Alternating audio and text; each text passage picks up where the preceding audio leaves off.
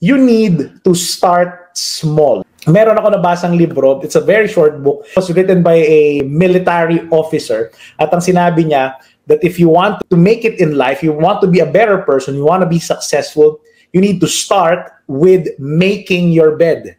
Yung pagkagising mo, ititiklop mo yung kumot mo, ayusin mo yung kama mo, you need to make your bed. Because at the beginning of your day, you are actually finishing, you are actually accomplishing one simple task. Malit na bagay nun eh.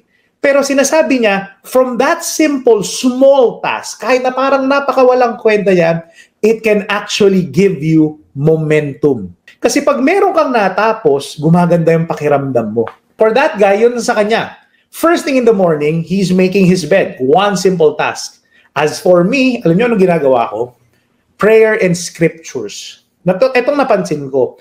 Kapag yun ang unang-una kong ginawa, natapos ko yun at the start of my day, nagko-compound yung confidence ko. Kasi nakapagdasal ako. Pag nakapagdasal ako at nakapag-prayer time ako, nakapag-meditate ako, napaplano ko yung araw ko.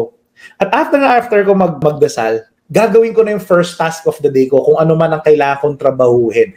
And that simple task gives me confidence. Pag may natapos ko, parang nakaka-proud din eh.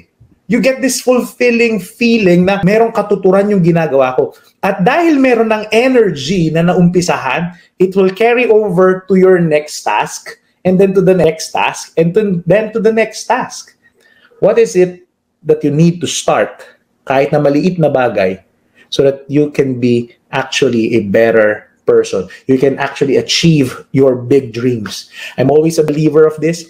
Dream big, and then start small. Kasi yung maliliit na yan, it gives you confidence, it gives you momentum. Extra tip. Sa umaga, wag ninyong, don't open your phone the first thing you wake up. It will cloud your judgment.